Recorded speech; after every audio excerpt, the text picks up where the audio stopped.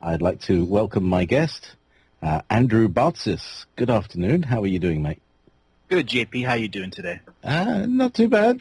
Yeah, things are crumbling around me, but I'm still in one piece, so that's all right. The universe is giving you a test. Yeah. I'd like to know what your feelings are about what's going to be happening this weekend. Astrologically, galactically, intuitively. Where do you want to start, Andrew? Let's paint a broad picture here. I've brought this concept up a couple of times.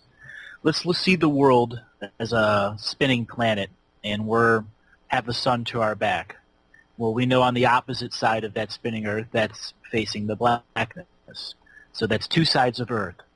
That is the basic representation of the separation between two worlds. We as a complete species of Earth-based citizens, not nation-based citizens, have a separated dream time. That is how the cabal basically controls us, with separate medias, separate governments, ways to devolve and separate us from achieving a unified dream state mind, where we as a conscious wholeness of people are able to reach into the earth mind and bring back information that helps us heal, helps us procreate, helps us evolve. On the 21st, think of a Jacob's ladder that starts at the South Pole, rises up out the North Pole, spreads to the outer edges of Earth's aura, comes back into the center of Earth, of the South Pole, back into the center, which is Earth mind, which completes the cycle that the outside hive mind that's on Earth's surface and the inside hive mind unify on the 21st, because it is a representation that Earth itself is going through the galactic change from winter to spring. We've talked about this ribbon of energy. We have talked about the galactic protons and the sun. All of that is part of this event and is what I call the Great Migration of Spirits. 550,000 years ago, when Earth was ripped from its original galaxy during a time-based war and brought to this part of the galaxy to be a water nursery of creation to spawn life in other areas, the victors that controlled that realized that the people on Earth would ultimately want to return to its natural vibration in its other galaxy. That's when they began interfering with our species. They began interfering with what's going on in inner Earth, hollow Earth, and all the other realms that are Earth, because Earth is connected to 9 realms. And those 9 realms have stargates to thousands of other realms. Well, as people began to realize really what Earth was about, Earth herself, as a sentient, conscious planet, was terribly wounded from the rip out of her galaxy to this new galaxy. And she lit up a beacon of hope and asked spirits from around the galaxy to come to her and be healers. Spirits from Pleiades, Andromeda, from other galaxies and other universes and other dimensions heard this call, transformed out of flesh into energy, and went into the great galactic divide and used a homing signal to find Earth. When they entered the outer realms of Earth, they became astral beings again, and then began to incarnate as physical beings on Earth. Many of these people that came through spiritual form are what I call echolocators. They use a form of psychic projection out of their throat chakra, that like whale sounds and dolphin sounds, and it is like a psychic echolocation and ability to communicate. These people incarnated as the first whale spirits, the first dolphin spirits, and their voice went around to the various parts of Earth Mother and used their sound as healing. That is why Earth and vibration are naturally in a healing state. That's why people that learn about sound and vibration understand that not only can the throat, the voice heal. Example, you have one of those voices of radio, and I have one of those voices of radio, but our voices connect to a level of truth that is a vibration. The same thing happens with those spirits that have echolocator. Now, as Earth goes through the 22nd, the 23rd, and the 24th, what it is each day, the Jacob's ladder will go out and come back in as the Earth spins around from light to dark, and we will begin to unify our dreams time as society. And people that are on the darkness and reject the two separate sides being brought together, those will be the people that will find themselves being rejected by Earthmind because they are ultimately rejecting the love of change. The Cabal itself will do whatever it can do to end this time, but they also know that the old way of separation, the 550,000 years of control that they've had, is gone. So things like the Aurora shooting are their new methods of control. Things like fear porn and actual porn and using psychic entities to spread through the internet to take over people, that will be their new game. And it'll be up to people like you, me, Revolution Radio, Wolf Spirit Radio, to stand up and be leaders.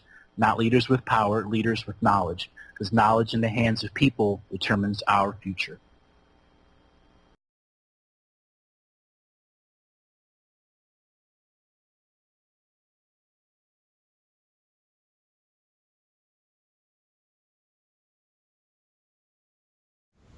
All right. So, what do you want to know about whales?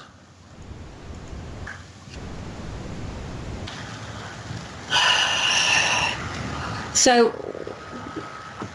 where did they first originate? Because they're shapeshifters, right? They can be. Those lineages don't really live on our sub-ocean surfaces, though there are some that are there. They're just not in any type of mass at all. Where did the whales come from originally? So they are a technology that is very, very ancient so we have to go back to the time where we were a non-free-willed universe. There is where the creation of the whale skin suit would have come from a variety of ocean-based worlds that are actually no longer in existence. Those worlds, their starlight went out a long time ago. But they were rescued like refugee species by the founder beings that took over after free will was uploaded. So are they from a single homeworld? No, because we have so many lineages of whales. They became a common skin suit that could nurture the oceans as they were being grown by light ships and light beings that were bringing materials to grow fresh Akashic record worlds.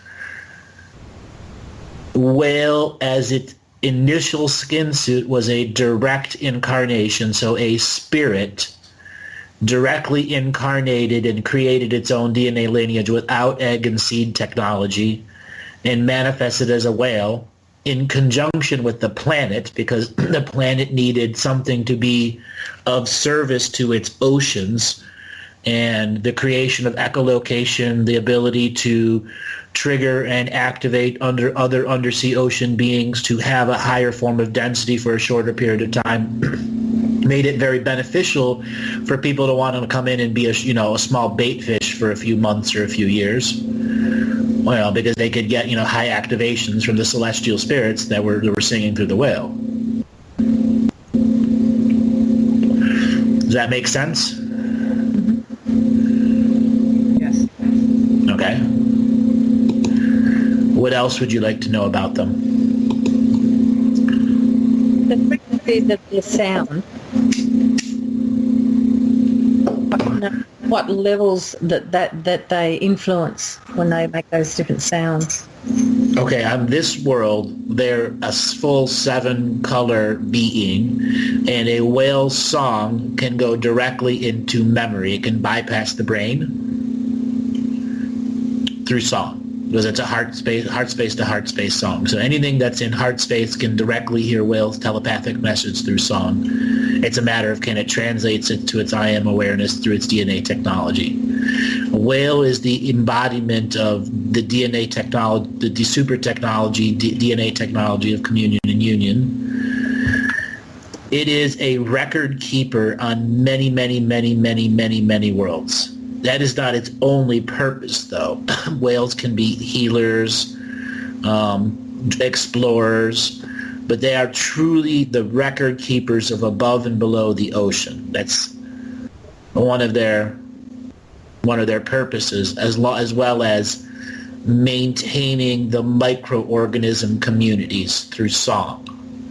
Song can generate microorganism communities where there are no microorganism communities. They can bring the creationary forces of life in and around womb chakra or womb chakra-esque type areas.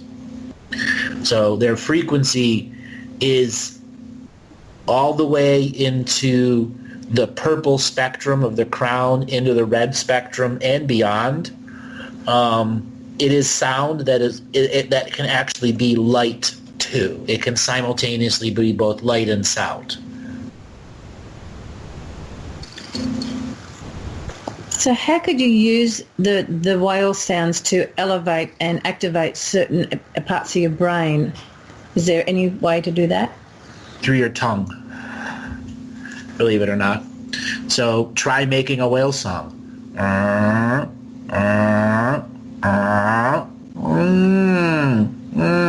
The position of the tongue determines how your nasal passages or the sound of the song comes through.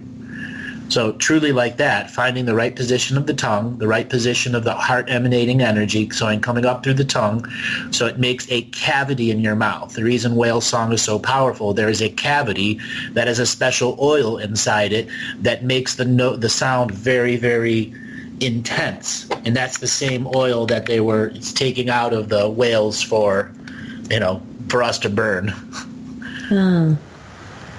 So when you're making that second sound, with the tongue up there, so that would carry the frequency all the way up to your 6th and 7th chakras then. Yep. Way through. As well as activate your throat chakra to have a front and a back. Oh, okay. Yeah.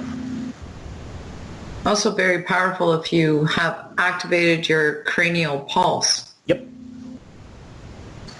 And if you find that one little indentation on the roof of your mouth, and if you put the tip of your tongue in the roof of your mouth in that little indentation, and you first mimic the sounds until you find your sound that emanates your heart space with your cranial pulse activated, that's where the essence of the experience of feeling all of the universe is profound. Yep. It can trigger visions, all sorts of things. Position of the tongue. The tongue is the second sacred organ after the heart is created.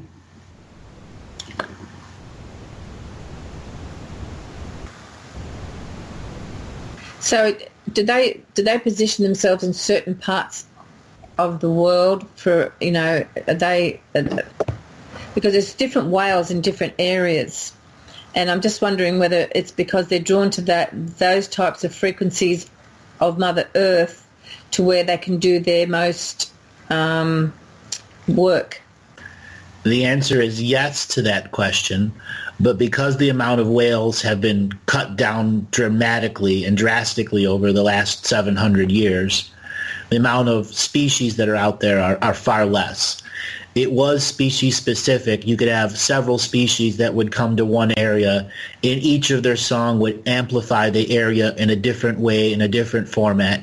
As the species began to killed off, whales started passing on song lines, and those were the wisdom of all the other whales that were passed on through spiritual communities and their versions of dealing with the Blue Road ancestors. Because the underwater world is full of ancestral beings that are other whale spirits that are teaching the whale songs to continue forth, so that even though 3/4 to 90% of all whale species have been eliminated, their song still carries on in those that have been incarnating in other lineages. Okay. And so they also, do they exist in the spirit world then too, so that they can... Yes. Very much do. They have their own astral cities or astral sea cities. Mm-hmm. Their own version of, whale astral cities. It's just that when I was reading that part, so it's as above, as below, with the whales or with the ocean. So as above, as below. So we're getting so the whale cities in the astral world are also making universal or galactic changes or balance. The whale astral cities would actually be in the oceans, not in the stratosphere like our astral worlds. Oh, okay. And they would be around, sacred spaces and sacred sites. On the planet? Yes. In the ocean version of the planet. Right. See, there are also deep underground tunnels and chambers that actually connect the oceans through all the continents, and that's an ancient tunnel system that was created on Earth, since the founding of the planet. It has collapsed and caved in many areas, and the secret space programs and the deep underground bases have reconnected some of them.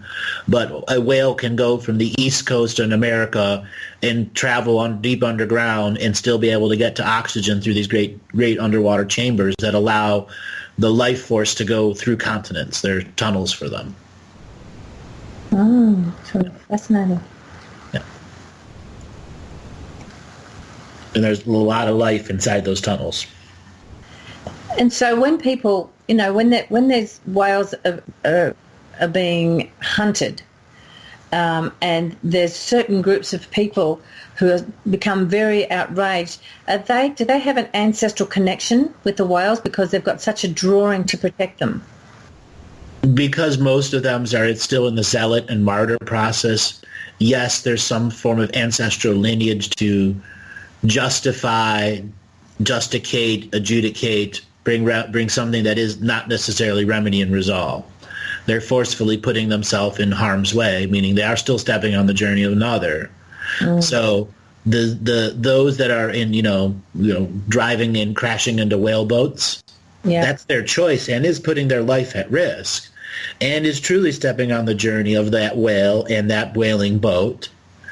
What common moral code of do no harm to any sentient kind comes into play, but at what level of responsibility do you have? Do you martyr yourself by dying in front of that boat? No. You find another way to be more effective with your message. Right.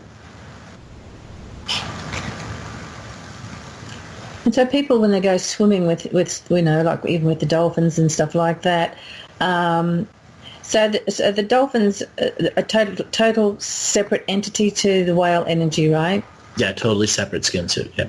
Yeah, skin suit. So they have a different purpose. But I'm just wondering, do people get attracted to spending, getting into the energies of the whale pods that they have?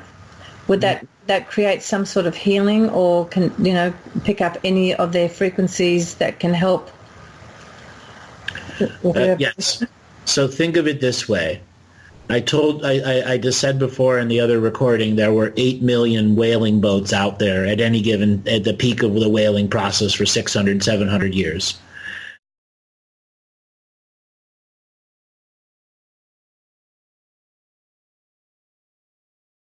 Fish. The other thing is what brought those people there was the whaling industry, believe it or not. Hey, yeah. Oh, yeah, wow. Yeah. Okay? Got to realize the generation before that, why did they leave? The whaling industry was going through the roof there, and they needed people to service all the employees that were on the whaling boats. Yeah. Oh. Yeah, because we actually get like humpback whale and like that sort of whale that breeds south of my city. Yeah, like near where I get the womb chakras. Yeah. Like they come and they carve up there like during the cold winter, like taken away from the Arctic, and then they go back down this time of year. So yeah. Yep. And you can imagine what it was like back then.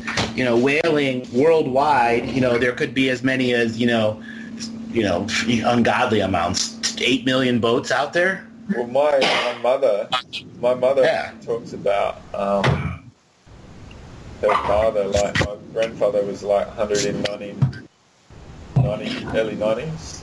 So he was born like 1890, something like that. And they talk about how their generation, like, they had uncles that were whalers and stuff like that. So it had its own culture. Absolutely. They would go out 10 months a year, make a boatload of money, give it to their family, and go back out. 10 months a year. Wow. Yeah. Well, they actually south of my, like an hour or so south, they actually did a lot of the slaughtering of the whales, and over in Western Australia as well. And I remember, like, one of my stories my mum told was that it would take them a week to adjust to the horrible stench. Yep. You know, like, that would be vomiting for a week to get adjusted to it after having a break. You know, that's how bad it putrid it smelled. Yeah. Wow. Because they would boil the blubber to get the oil and stuff, you know. And then boil the blubber. Yeah.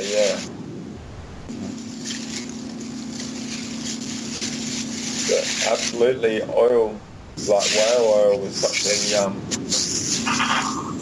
it was before, like, because I did that oil recording that you talked about, and how oil sort of came into the world. But before that, whales were tool, like, It was either something called naphtha or whale oil. yeah. You know, they could process. Like, that you bringing that up is, like, just a reminder how, like, vast our society has changed, because absolutely whaling was a fundamental to the progress of the time, you know. The whaling was what? How many thousand year? At least 1,000-year industry. But it doesn't matter. They did whaling whenever they came to the shore. They would just drag the whales back to the shore to boil the blubber off. Yeah. Once they figured out how to get a furnace on a boat, they hunted whales. Yeah. Which wasn't that hard to get a furnace on a boat. No. But again, it's such a lost fragment of our civilization that just people don't really contemplate, you know. That's an example of off-world gene selection processing. They didn't want the species here. Invading species. We don't want it in the DNA. Kill it. Use it to light your house because we're not giving you electricity. Yeah. Wow. Oh, look at that. You're agreeing to burn the blood flesh of a true love being. Oh, look at that. Tacit consent. Wow, yeah. That's what those fake higher density god beings think that they can do when they get you to burn whale blubber.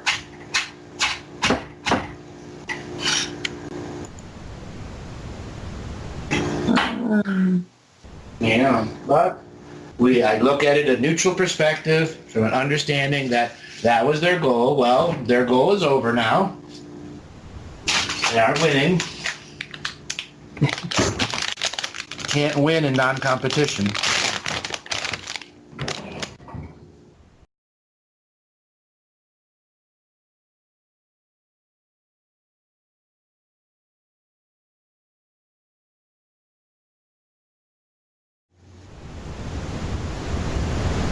So, like, I mean, I've done that oil sort of recording where you saw it. You said it's like the craniosacral fluid. Right? Uh-huh. Like, what was it that made the incentive to go to oil from the earth better than whale oil? Because you said that whales are like the true love being, like being absolutely destroyed and, you know, used in that way. Because they had already culled enough whales and they got down to the skin suits that they wanted. Different deals were made with the undersea populations. That's why the whales were being culled in the first place, because the undersea organizations had their own issues with those DNAs, because the undersea was trying to have its own unique pattern of DNA and sort of skin suits to incarnate in. And there were certain skin suits that could, you know, really screw up their plans. Yeah. Okay, and the plans were where did they go to breed, which was the 7 future generations. So if the whales were constantly in that area breeding and making the energy come out that they didn't want, and they wanted to put their more aggressive species or their more feeder species in, they needed to get rid of the whales. Competition to their DNA engineering. Cool. So I get what you're saying. Like even like Mandy, you probably haven't heard it yet, but in that recordings I've done, the 780 to 200 BC ones, you go into the actual volumes of life in the different regions, like the hollow earth, the inner earth, the undersea, the on top of like the lands and the volumes of life, and each have their own hierarchy, if you will.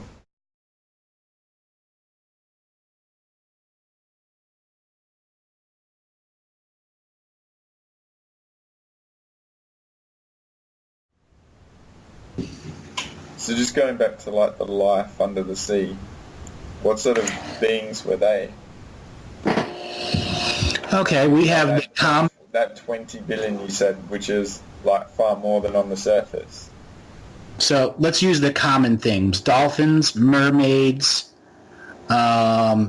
whales, killer whales, octopus, squid.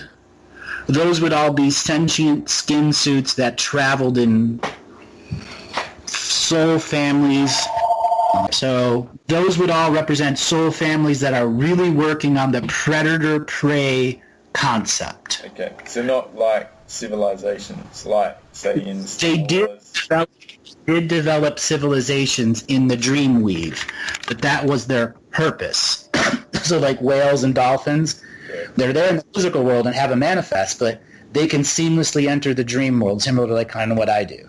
Yeah, like operating like the song line sort of thing, and So they did create infrastructure of dreaming constructs that they could share with future generations that did have a civilization. It's just not as we understand it. Sure. Yeah? Yeah. So then you have like ones that actually had civilizations, like the mermaids. They would actually have cities and shit like that, villages. Because I mentioned Aquaman before, and it's like a human water being sort of thing, like the mermaids. Well, that existed, but the underwater worlds had basically told the surface worlds, if you guys are going to start investing down here, you have to, follow a different type of United Nations, because there was an underwater United Nations and a surface United Nations that always didn't always get along with each other. And same thing with Hollow Earth. Yeah. Just big political bureaucracies that didn't always get along with each other. So there were times that the South Americans, the Africans, the Greeks, the Asians wanted to make their own version of underwater beings, and that did start a breeding war in which basically the surface people got the shit kicked out of them over and over and over again.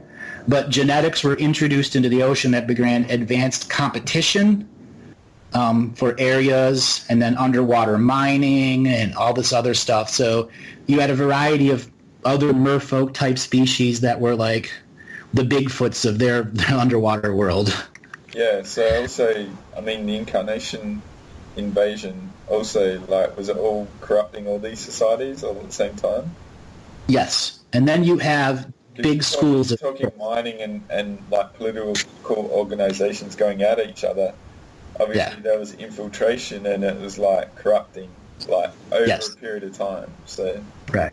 Yeah. And then you have the big schools of fish, the tuna, the krill, the big fish, the big schools of fish. That they could assemble in, 50 or 60 million tuna still regularly, migrate from one part of Hawaii to another, to North America. So that was even bigger than we can even understand, but that type of life form that was coming into a tuna was actually, how do I put this?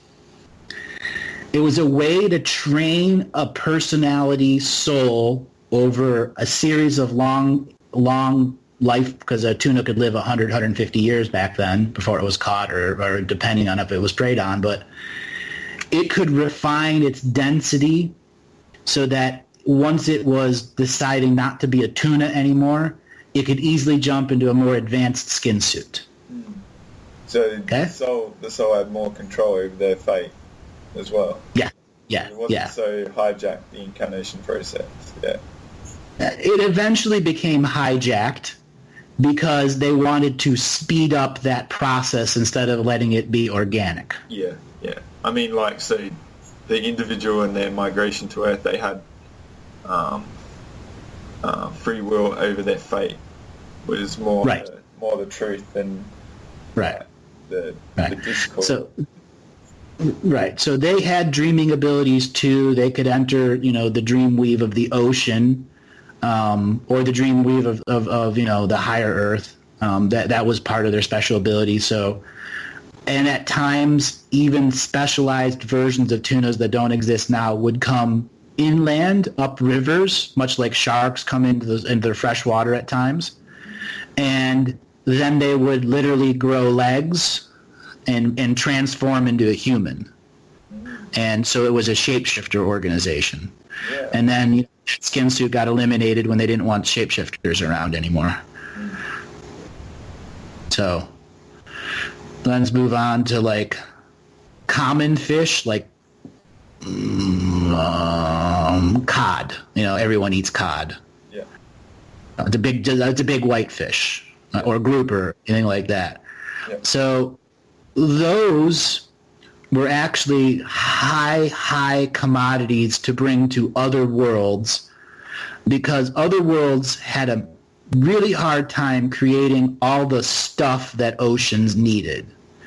So it was highly sought after to find an ancient cod or an ancient grouper that actually had a soul in it, that had done it a bunch of times, that was willing to go to another ocean on another world, to be a chief spirit of incarnation on another world.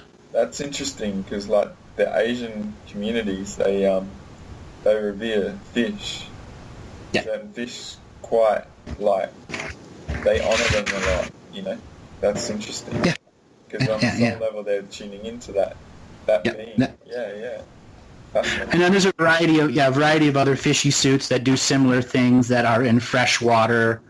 And then there are certain types of fish like smelt, which is common all over the world. It's a bait fish or a feeder fish, but it can massively reproduce itself many times per year.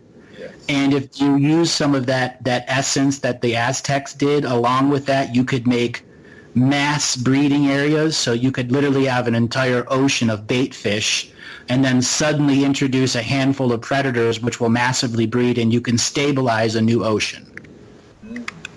But then, like, also in times of like absence of food, you can reanimate like sources of food quick as well.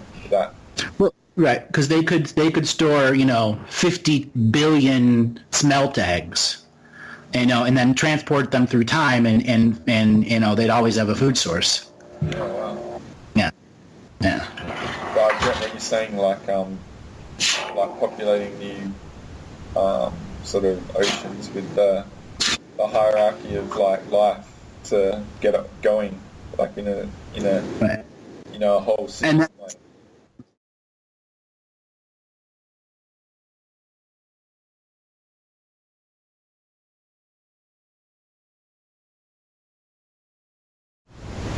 Like, so undersea has got 20 billion in total life beings under the sea, and then there's the undersea UN and all that sort of stuff.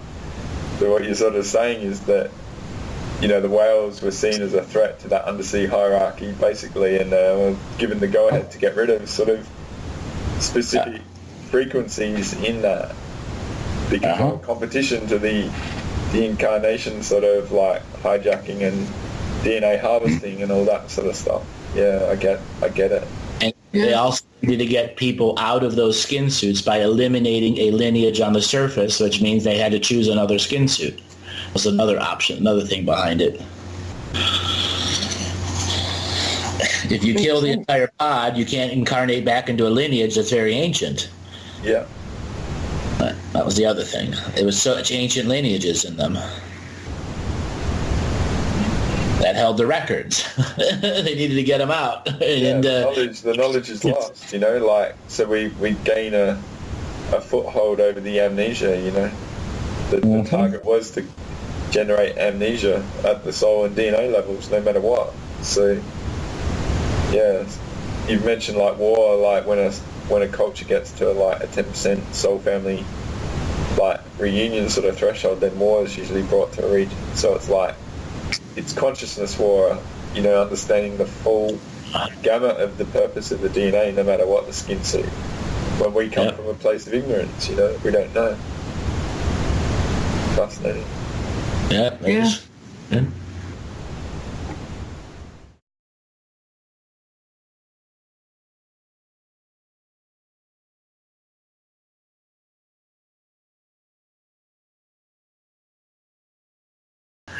That's because there were 7 to 10 billion whales in the ocean that were conscious sentient beings, which were us. Just about everyone that has lived in a human skin suit at one point was a whale. Okay? They needed to get them out of incarnating into whales and into human skin suits, so that was the reason many of them were killed off. There were too many options of incarnation. So just about everyone has lived in a whale skin suit and have had to deal with that process of, you know, passing on fast because something speared you. Right. Another question I was going to say is, because there's the different types of whales in the different areas and everything, do they choose those areas also to maintain a certain balance within the ocean? Yes, they have ancestral grounds that they go to pray to. Just like we have ancestral prayer grounds in sacred spaces, they have their own versions of that in the ocean. And they are specific to certain kind of whales. When a large volume of the species of whales died off, other whales took up the mantle of responsibility and began singing in those areas that didn't have a species that was singing in it anymore. And is this what's helping the Earth to keep maintain its balance with all the other damaging effects that have been going on? Yes, as well as helping the microorganism communities, which are the krill and the shrimp and all the other stuff that are on the lowest part of the food chain. Okay.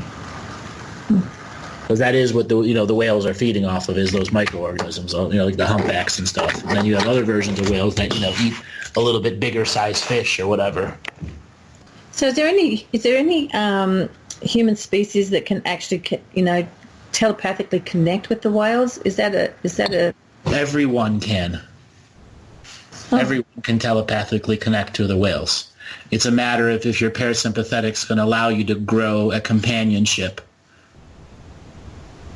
Right.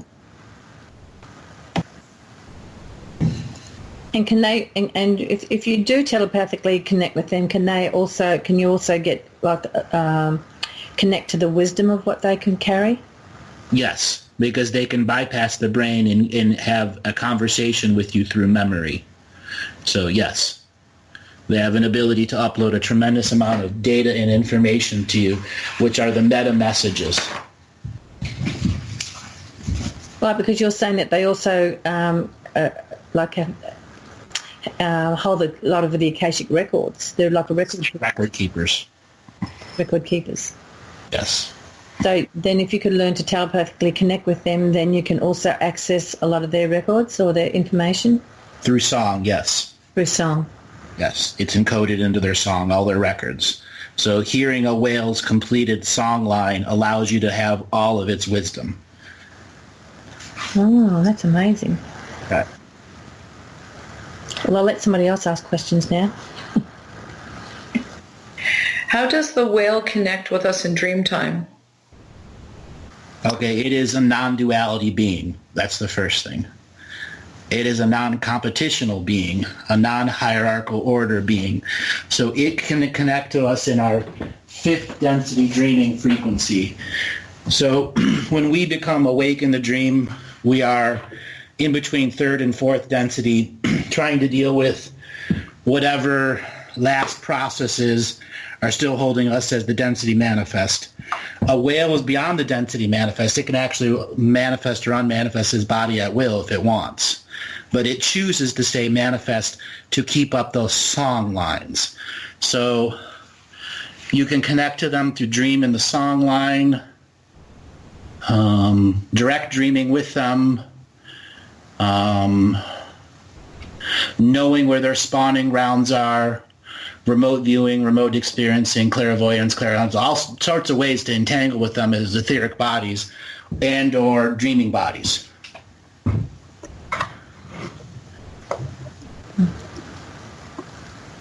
And whale also maintains the dreamtime bubbles of reality also?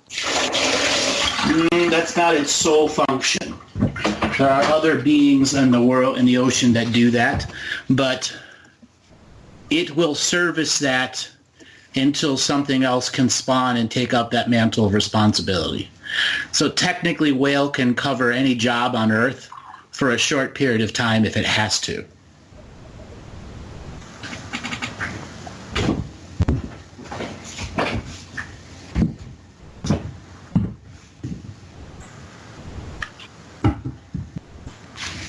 Trying to think what else. And where would have the dream of the skin suit of whale with the technology that whale carries, where would that have come from? The dreaming technology? No, meaning that the skin suit and the capabilities of whale itself, where would that construct have been thought up or dreamt up? Where did that come from? Okay, so what I was saying in the beginning of the recording, whale was a common species before it was a free-willed universe, and it would have been used to support oceans. So it would have started billions of years ago, before there was even Akashic records shared between worlds. So it's that ancient of a technology. What is here on Earth is not the most ancient of whale technology. That did exist here on Earth, but many of the Divinity Path Wars eliminated those lineages from here, though they exist on other worlds now, and they will once again return here when the time is right. Because there are other species who will create vessels that are basically giant ocean vessels that will travel this transverse space and time and drop them off here like a bus. So they existed, their technology existed long before, and it's gone through several thousand iterations of new expression. What has evolved here is a series of whale skin suits that began about 45 million years ago that tried to bring or leapfrog in lineages much more ancient than what was existing here. That worked for a long period of time until the Divinity Path Wars tried to really cut out those advanced DNAs. So a variety of in-between whale skin suits were created between 17 million and 9 million years ago that began to figure out the type of skill sets the incarnating beings into whales would need to effectively use light and sound to change the holographic reality of the ocean and non-ocean sides. So it's holographically affecting the incarnation, reincarnation process for those that are healing the whale song from whale to whale, pod to pod, or whale pod to tuna going down the direction, going down the pike, whatever. So because everything in the ocean can hear the song. And it's a matter, are they tuning into the song to hear heart space, to hear the connections and messages, or are they using the whale song to chart their own course because everything is in a homeostasis and equal co-creation, and the whale songs at the chief of that location are spreading echolocation processes so other beings and spirits know where to go and what to do. So it was a refinement of skills over the last many millions of years on Earth, so that the existing whale suits and skin suits from, let's say, 9,000 BC to our current days, there would have been about, I don't know, about 500,000 different species of whales that lived on the surface of, or the subsurface of our world from 9,000 BC till now. That's how much their populations have been reduced, or viable skin suit options have been reduced that have gone into extinction, or were time traveled out of this reality and put back into the ancient past. That was another really big thing that was done with them. When they realized it was very tough to kill the whole lineage, they just started scanning the oceans, capturing them, time traveling them back 40 million years ago.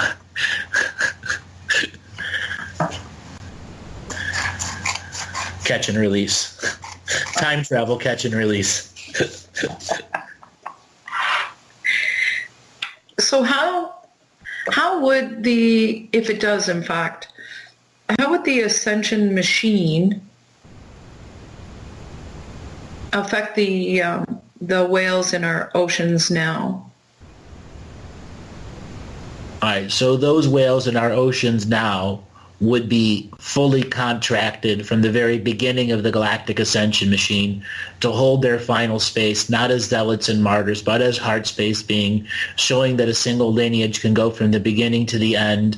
A lineage of light beings can go from the beginning to the end, even if you had to rapidly change out skin suits. It's another reflection that human beings are also going through to stay in that heart space connection.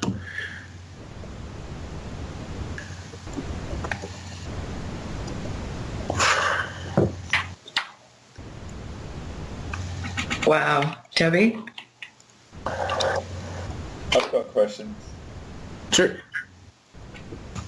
Yeah, I've been just amassing a few, like, staying in the background. But, like you mentioned that there were sort of refugee species that were from a long time ago. What's their current status throughout, like, the galaxy and the universe, if they're like a refugee from sort of planets that have been lost, sort of thing, or concepts that have been lost? Beautiful question. They're not really refugee species anymore as highly sought after communities that are wanted to be seeded into oceans. So here on Earth, because they chose to kill them off instead of sell them off, you have a much more refugee concept here from Earth. But in general, whales are again, one of the highly sought after macro ocean organisms that can maintain microorganism life, be a intermediary with the celestial process to engage celestial heartstrings, heart songs, to change the growth patterns of micro to macro organisms, the whole food chain, to bring things into balance where there might be war, to be record keepers of the oceans, to be the imprinters of the water that eventually become moisture, that become air, that become rain on the future. So the whale is imprinting the message of the celestial mind through the communion and union technology. What the rains are going to have, the message, it's going to change the surface, change and alter the reality, change frequencies of time even. So whales are not refugee species now. They're, again, the most highly sought after.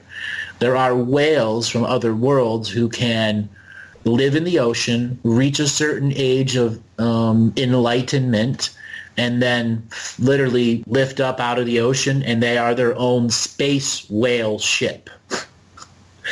And then they can swim through the ocean of space-time and come to another world, bypass its astral world, go directly in the water, find a sacred space, astral space of the underwater communities, and then directly incarnate as the whale that traveled from another world. That reminds me of this. I've got a note for the Star Trek 4 movie where they had to travel back in time to get a whale to bring it back into the present time. Right. Because the satellite was coming into the galaxy or the solar system, and it was just, it was broadcasting a beacon to the song, and the song that the whale had was the code to deactivate it. Yep. So you sort of said that they go to other worlds to populate. Do they have what sort of relationship do they have with the womb chakras on planets? Oh, so that's like the whale's greatest place of enlightenment. Finding a planet that has one womb chakra and nurturing it like a like a hummingbird that comes to drink the sacred nectar. Yeah. Or to work with that, because it's you're so closely connected with the celestial being, whether it's a masculine, feminine, or multi-sex planet, you get you get some great education, great education. So they can sense them throughout the universe. So is that something? Yeah. Planets sing. Planets always have their own background Schumann resonance, which is a song. Yeah. Planets sing to each other, and whales can hear that. Just like, we can remote view or remote hear things, they can do the same thing. So it's like a language, the planets that have their own language that the whales can pick up on. Yes. It's just that language has much more information behind it, and a whale will take the time to decode the massive amounts of information and figure out what the celestial song is. Yeah. I mean, I've got a lot of other questions, but obviously I've talked about Richard Allen Miller, and he's fascinated by the whales and the orcas and stuff, and how their brain fires at 60% of their capacity and stuff. Yep. I mean, these are sort of fragments of their capacity, I guess you're sort of offering. Yes. So there's no true study of what the whales can do. I mean, there are secret studies that, have revealed a small sampling of what they can do. And, many of the secret scientists realize our whales, when they're in their fullest of song, are operating at 95 to 100% of their brain capacity. There's plenty of proof of species throughout our history that can use 100% of their brain capacity. It's whether of other beings observing it believe it or not. Yeah, it's like science is wrong. Yeah. Science doesn't understand it. That's all. Because it's a direct challenge to their hierarchical structure. Yeah. In ancient Lemuria, you've talked about the three Lemurias in Atlantis eras, what sort of relationship did they have to the whales then? So whales could reweave the oceans from damage. They could, when brought together in a communal process with the planet and the Atlanteans and or Lemurians, whoever was in charge of the surface, they could amass in great pods and actually create a song that could repel a time travel attack. Now, whales have been used in offensive combats, but they are a non-hierarchical order, non-duality, defensive, offensive system, meaning they can use their dreamweave frequency to make a species think they've invaded and destroyed the place, but actually they never did. So the civilization had a relationship with the whales, they could communicate with them and they understood all their language and things like that? No, more like the beings are coming here to destroy us, and the whale could project their song and the being would suddenly be in a dream world and would never realize that it went from the real to the dream. It's interesting you say that, about events that might cause harm, because I told you I've watched Stargate Atlantis recently, and there was an episode where they're on the city, and there's whale creatures on the water planet where they are, and all of a sudden they start being triggered to gather around the city and sing their song. And the psychic people in the community start really hemorrhaging right through their ears and stuff like that. Yep. And what the whales were picking up on, long story short, was they perceived a future solar flare from the sun in the solar system, and they were actually calling out in a unity consciousness way of gathering around the city and asking for help, but because the Earthlings that had repopulated Atlantis, they didn't know what was going on, and they were being injured, and they were thinking the whales are the issue, but then they realised that a solar flare was going. And yes, I remember that episode. Yeah, it was brilliant, because they worked in partnership to defend the community, but each other. They worked in partnership. It was very well done. That's actually probably soft disclosure from the Atlantean Holler Records that actually came out into a Stargate Atlantis storyline. Yeah, they actually had to raise the city and go towards the sun and block it with the shield of the city at a closer point to create a block, and then it relieved the whole situation, and the whales could actually, I believe the whales actually tapped into the consciousness of the people there as well, and did stuff. It was very interesting. Yeah, go on. One layer to add to that, defending the story. I've talked about in the galactic history the 3 rises and falls of Atlantis, the 3 rises and falls of Lemuria, and that we've had 4 timeline paradoxes or uncreational events. There have actually been thousands of potentially more uncreational events that were thwarted with some assistance from the whales community. When both light and dark suddenly realize another force that isn't light or dark, has no expression of light or dark, but is its own conquering, evolving force from another part of the galaxy or another galaxy itself, something that is just going to overtake everything and retake it with its own imprint, the light and dark of this community got together, and when that happened, the whales would say, all right, you're in communion and union, we're going to defend this world. And there were many, many stories where we simply call them the non-hierarchical order whale warriors stepped forward, which meaning human beings in both the light and dark skin suits passed off their contracts as DNA skin suits and directly incarnated in whale skin suits as walk-ins with their full knowledge of esoteric processes, whooped the snot out of whatever was invading, and then left the DNA skin suits and went back into their human skin suits, as the whales allowed them into their technology to use the weaponized expressions of their belief systems, and the whale would store that in their song line.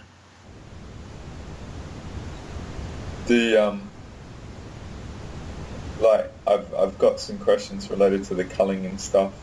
Have there been species that could teleport to get away from the hunters and stuff?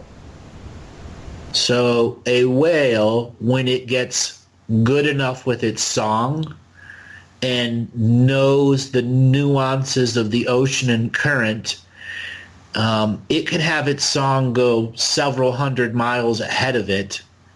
And wherever its song is actually a section of its consciousness. So we can, instead of teleport, we'll say relocate itself within the sound wave. It's not teleporting, it's relocating, as well as multi-locating within the sound wave also, phased in or out of reality. So a whale is a living, breathing DNA skin suit of non-hierarchical order, meaning it's completely different of everything else that's a hierarchical species learning predator-prey in a third density world. So it's a 4th density or 5th density being living a non-hierarchical process in communion and union with the celestial process to make sure the celestial system, internal running system, is going right. You can associate whales like antibodies of a blood system or other things, that are created by a celestial mind to fend off smaller parasitic consciousnesses that are trying to alter the food chain. And the whale's song will simply disrupt whatever light program is trying to be imprinted into that DNA frequency. So in a non-competition, non-hierarchical way, they can simply just say, no, that's no good, and it stops. They just remove the light encoding or the weaving that they're trying to do through sound. Their song line. They're a bit like the shaman of the sea. Yeah, the shaman, sorcerer, but more like ascended master of the sea. But very loyal to the celestial being and the celestial process. Very loyal, very honoring to that. And they're not martyrs, though that does pop up because so many of them have been killed off. So, you've talked about the killing and culling and stuff, say, for the last 1,000 years. But obviously it's gone on for a bit longer. Like, was there something that really sparked off that? Yes. So let me go back to the 3rd rise of Lemuria. So 21 23 to 21 million years ago, it took for Lemuria to re-rise into, let's just saying, as a intergalactically recognized hub of DNA technology. Earth would be right around low 6th density, high 5th density at that time. The other destructions and timeline paradoxes that existed were created when the original founders left this section of the galactic cluster, meaning there were a group of founder beings that were here and said, hey, let's everyone get in RVs and go look at the celestial mysteries of the universe, and they left their DNA farms here, all of their creationary farms. Humanity, in approximately 900,000 skin suits, occupied this star cluster and several thousand other star clusters within a galactic cluster. And there are billions of star clusters in a galactic cluster. So there are other founder beings who were not related to the ones that had created the human skin suits, who also had their versions of experiments or DNA constructs they also left. Those inheritors of the technology of everyone that left were their top-end intelligent skin suits. Those beings began to look for the founders, and what they found was everyone else's farm, everyone else's experiment. Species like the Draco became dominant right away and realized that many of these beings had no defense at all, because many of the founders never fought each other. There was only a handful of recorded concepts where they fought.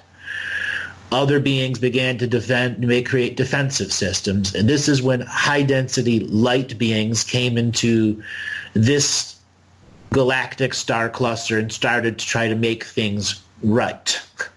Like bring in sheriffs to the town. The whales were the second wave of what was brought to worlds to help end the chaos of newly discovered free will. Does that fit what you were asking? Yeah. That makes sense. Like so that they became a target by their effort to defend. Yes. So there were perspectives that were freshly earned from free will, that you have this DNA skin suit that's being put into our oceans that's reweaving our water. How do we know what they're doing? Why don't we know their song? Because you're not in heart space. You've lost your heart space. Yeah. You're not connected to the world. This is where lots of light beings discovered many DNA skin suits in the human 900,000 lineages, and many others actually weren't connected to a tree of life. You had some lazy founders, or founders that were doing something specific, like trying to make a rapidly producing war species, or something that would be used to a single off lineage species that could create 1 trillion of them in a handful of years to build one project that would be done in 90 years, and then all of that species would die off. Like an actual fuse. Like there are many of them that were like that. And this really made it tough for the beings that stepped in this area to be the good light beings, because the founder beings left. Brought whales, different species of them that had shape-shifting skills that could shape-shift out of the water and go and meet land mammals that were also creations of the founders that were there to upkeep the predator-prey network. Many of the founder species, they stuck with the original blueprint of first density was a world that was just a shell that had no celestial source, but it would have innate source background energy about it, meaning something unusual could spawn there. A second density world is source has spawned there and attracted a variety of density beings. So whatever, it was free reign territory, whatever evolutionary, unforced evolutionary light source was coming through could use those processes. Third density is when a celestial mind has joined source and created an akashic record that has ancestral linkages based off of the celestial mind or spirit in all of the soul families it's ever lived in as a micro or macro being. So that gives a list of potentiality for light streams and soul families who want to come and be a first founding species on a world. Whales were oftentimes brought in as first founder species once a macro or micro community of ocean life, usually the smallest forms of ocean life, were created. So the initial foundation of incarnation rules were set up. The celestial mind created its first spawn of, we'll say, dragon energy, which is photonic lights of creation created by the celestial mind to have an individual relationship with every spawn being on its surface and subsurface. So the creation and infrastructure. A whale would be a skin suit that could come into a fresh Akashic record world and help them tune up the micro communities so new layers of macro communities can be added onto it.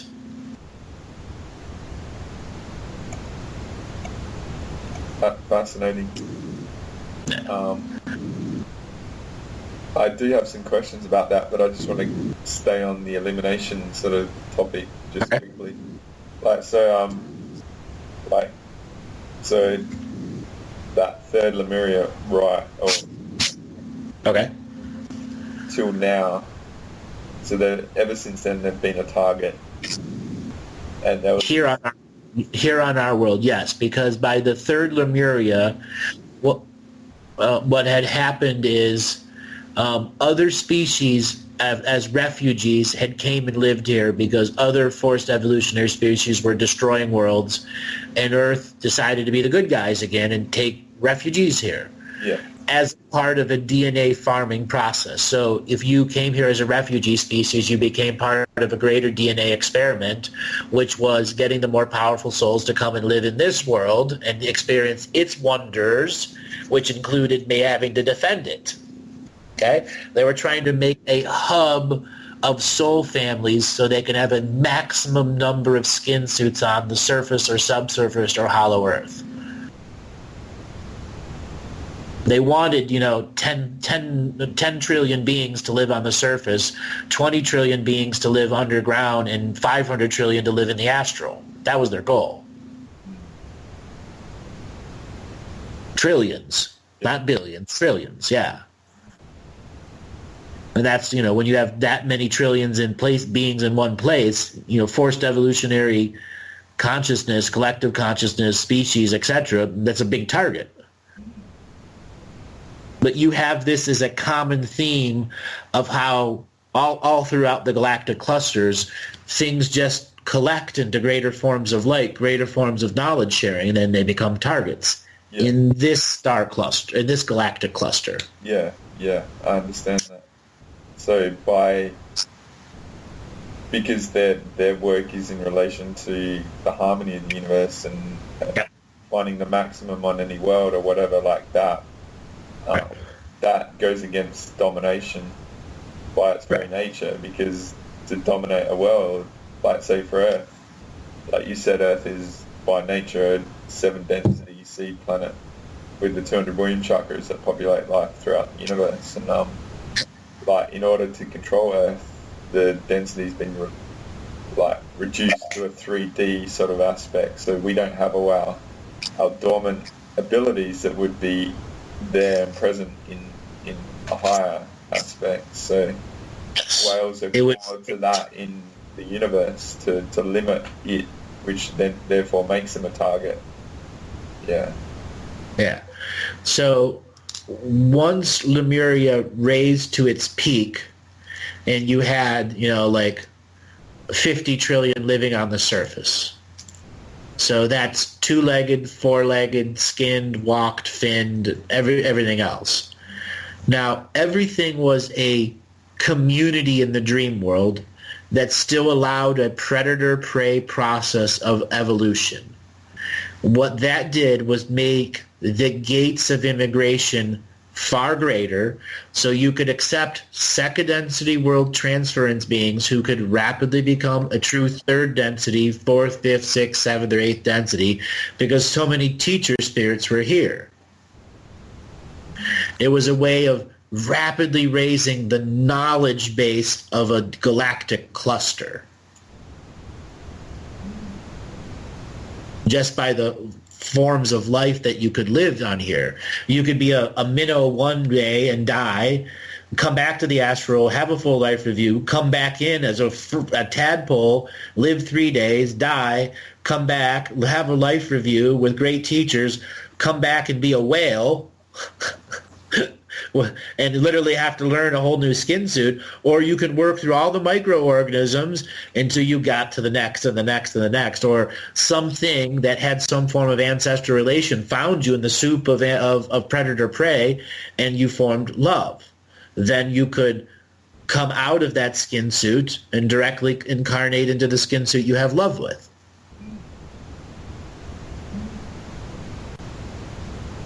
I've got 2 more questions, and Mandy, I'll hand it back to you if you want. Just on that elimination topic and coming a bit more into the recent sort of times, like I know like the military, they have sonars that are really affecting sort of the undersea life and the beaching. Yeah. Is that warfare, like to eliminate them specifically, or a byproduct, like the sonars and the beachings? Yeah. It is a byproduct that has been used as a direct targeting now. It wasn't designed to kill whales. When they realized it did, they retuned it so it could kill a lot more. And it is used to break up pods that are beginning the ascension process in krill itself. It's microorganisms. Because the whales possess a unique power that whenever there are advanced aurora borealises, their programmed water is being affected in that aurora borealis as moisture. So their song is in that water, which is absorbing direct sunlight, which is directly being absorbed into the whale. Doesn't matter what through time it is, as long as it holds their song line. So they can use that direct solar energy and through song focus it on microorganisms such as krill, which is what they eat, or shrimp, something that at the very low end, and actually begin the ascension process in them. They raise the consciousness of the krill so that they form one, there's a billion krill in a big ball, and they're a collective consciousness of krill that have all the knowledge and wisdom of the whole song line in it.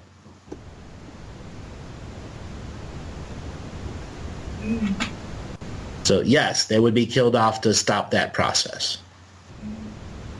And I mentioned like the beachings and stuff. I had an aspect of understanding that they were sometimes brought about by the Earth magnetic field. Is that a relationship that they have? And then the shifting in the magnetic field causes the breaching, or it's something a bit more? It is more nefarious than that. Okay. When the ley lines began to be hijacked, they discovered beachings that really didn't occur before that. The only times beachings would occur before that was when there was some kind of timeline attack that was more affecting on the oceans than the surface, and there was lots of time aphasia between the whales, and they literally, their song would bleed through time and they wouldn't know where they were, and then they beach themselves. So when you had the Philadelphia experiment create the big rift, it began that process on a big scale on the Atlantic Ocean. There was another version of that happened in the Dragon's Triangle off Japan that caused that same beaching process. And then when France used a neutron bomb in part of the Indian Ocean, it did that again for the Indian Ocean. So you have whales that are bleeding through time, that are crashing on the surface of that. And then the hijacking of the ley lines, so those whales that did survive and recovered the bleed through, the ley lines were different of the world. Then there was the natural energy line, and then there was the fake energy line. So many of them followed the fake energy line, which were dark portal creations designed to lure them to there so they became captured and sacrificed, which is why the whaling industry was so successful for so long. So a lot of, let's say, dark sorcery was done before the industry of whaling as we know it today was created, with the intention of gathering the most powerful souls out of those whale communities and trying to force them into human lineages. Yes. Soul transference into human lineages. Yeah, you mentioned that in the first industrial age sort of recording I've just done. Yeah. Yeah. Yeah. So that would have been a very, very old thing that would has done here on Earth, which is taking the big great souls out of one lineage and forcing them into another through the dark magic. With reduced capacity in their ability to have an expression. Yeah. Yes, because they wanted to create breeding things. So if they found a female whale that was incredibly super full powerful, it went into a DNA lineage that would make, controlled sacred feminine, everything around them is controlled, and all they're doing is birthing, the worst, things that are going to be warriors. Yeah, yeah. Instead of whales. Do you have The same done with horses too. Actually, Andre, you have hit everything that I have been writing down. So as you're asking them, I'm just, okay, take that off. Yeah. Next. You're just... So absolutely, keep going, Andre. No, I think there's a lot there. Like, I'll need to process that. I think that was very dense. Like, you went pretty expansive, which is really good.